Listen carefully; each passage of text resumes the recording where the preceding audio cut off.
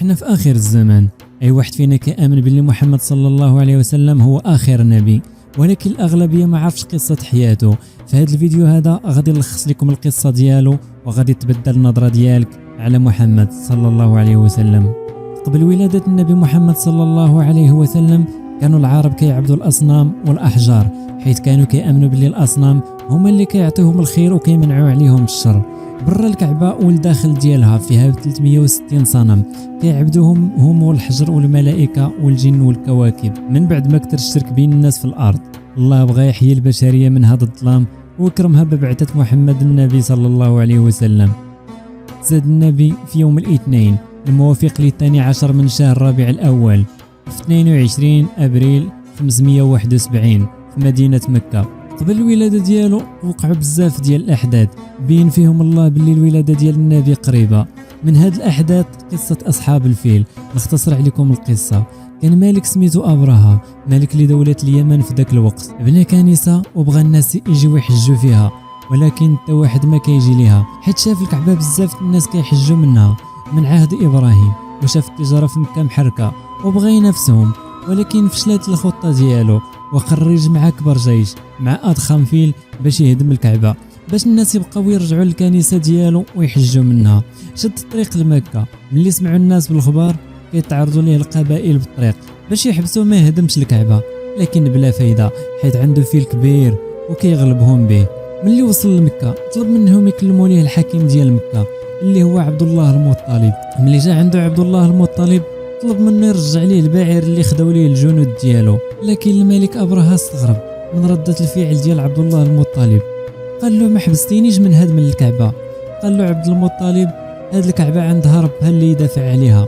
ناض الملك أبرهة هجم على الكعبة وجاب الفيل ديالو والجيش ديالو، ولكن الفيل ما بغاش يقرب لهم من الكعبة، عياو ما يضربوا فيه ما يحركوا فيه والو، وتقول واش تحرك. وهنا صيفط لهم الله طيرا أبابيل كتشير عليهم بالحجر.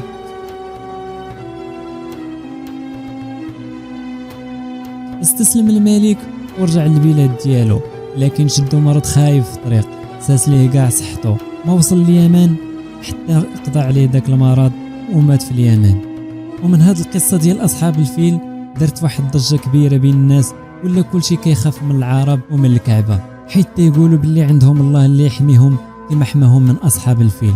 الرسول صلى الله عليه وسلم زاد يتيم الأب ديالو كان في عمره 25 سنة، والنبي كان ديك الساعات في بطن ديال الأم ديالو في عمره شهرين. كان الأب ديالو رجع من التجارة لقريش من الشام، وفي الطريق ديالو وصل للمدينة، وهنا مرض وما قدرش يتحرك، بقى جالس عند خوالو. وملي وصلت القافلة اللي كان معاهم لمكة سولهم الأب ديالو عبد الله المطلب فين هو ولدي. قالوا ليه راه مريض وخلينا عند خوالو. هنا صيفط ولده الكبير اللي هو حارث المدينة باش يجيب ليه الخبر كيبقى ولده.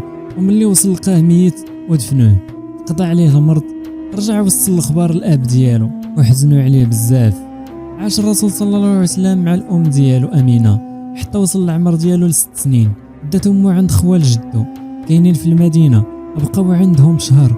ملي رجعوا في الطريق ديالهم وصلوا ما بين مكه والمدينه، هنا مرضت الام ديالو وتماك ماتت. هنا الرسول صلى الله عليه وسلم تكلف به جدو اللي هو عبد المطلب اللي هو سيد مكة في عام الفيل اللي ذكرنا في القصة ديالو. كان كيهتم بالرسول صلى الله عليه وسلم بزاف. ملي وصل 8 سنين مات جدو عبد المطلب، وتكلف به عمو أبي طالب حيث خلاه ليه باه عبد المطلب وصية. الرسول صلى الله عليه وسلم بدا المهنة ديالو كيسرح الأغنام. ملي وصل لعمر 12 سنة خرج مع عمو أبي طالب في التجارة لبلاد الشام، وبدا كيعلمو عمو في التجارة، ولا معروف بالثقة والصدق بين الناس. وعرضت عليه خديجة بنت خويلد يخدم عندها ويتكلف ليها بالتجارة ديالها، وقبل بالعرض ديالها. كانت خديجة من سيدة مكة، كانت معروفة بالذكاء ديالها والجمال ديالها، وعندها فلوس بزاف. هي أرملة، وكانوا أهل مكة طمعين فيها للزواج، لكن كترفضهم كاملين. شافت الرسول صلى الله عليه وسلم شخص طيب وخلق وثقة وعنده شأن عظيم، طلبت منه يتزوج بها. عنده في العمر 25 سنة وهي في عمرها 40 سنة، وخطبها ليه عمو أبو طالب. كانت أول زوجة ديالو، عشت معاه 24 سنة بالبعثة ديالو حتى ماتت.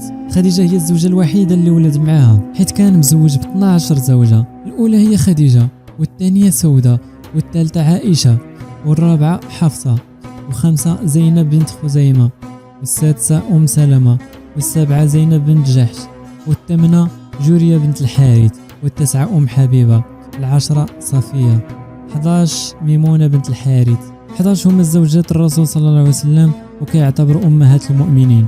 أما الزوجة 12 هي ماريا القبطية، أهداها المقوقس للرسول صلى الله عليه وسلم ودخل عليها الرسول بملك اليمين. الرسول صلى الله عليه وسلم تزوج بخديجة، هي الوحيدة اللي بغاها واختارها يتزوج بها، حيث وقفت معاه وصبرت معاه وعاونته يوصل الدعوة بعد ما جاء الوحي، وهي أول من أسلمت. بعد ما ماتت حزن عليها الرسول صلى الله عليه وسلم وسمى ذاك العام بعام الحزن، ومن تماك بقى بزاف الصحابة وبداو كيختاروا ليه في الزوجات، وهنا تزوج 11 زوجة والله أعلم. عدد الأولاد ديالو ولد 6 مع خديجة، وولد 1 مع ماريا القبطية. أول ولد هو قاسم، زاد في مكة ومات فيها باقي صغير قبل البعثة ديالو.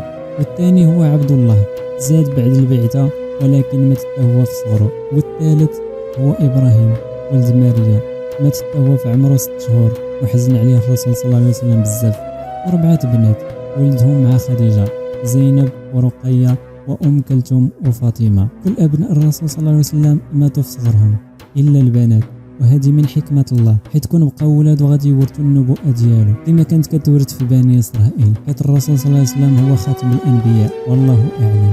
ملي كان في عمر الرسول صلى الله عليه وسلم 40 سنة جاء جبريل غار حراء، وكان أول وحي جاء من الله كيف جبريل توصل الرسالة للعالمين. وبدا الرسول صلى الله عليه وسلم يدعو للإسلام لمدة 3 سنوات سرا باش ما يقتلوش أهل قريش. زاد 10 سنوات في مكة، تعرض للتعذيب والتكرفيس من أهل قريش بعد ما وصل لهم رسالة القرآن. من بعد ما مات عمو اللي كان كيدافع عليه قرر يهاجر من مكة للمدينة، وفي العمر ديالو 53 سنة وعاش فيها 10 سنوات يدعو للإسلام، وأسس حضارة إسلامية اللي توسعت من بعد وجمع كل المدن والقبائل العربية، حيث وحد العرب لأول مرة على ديانة توحيدية ودولة موحدة.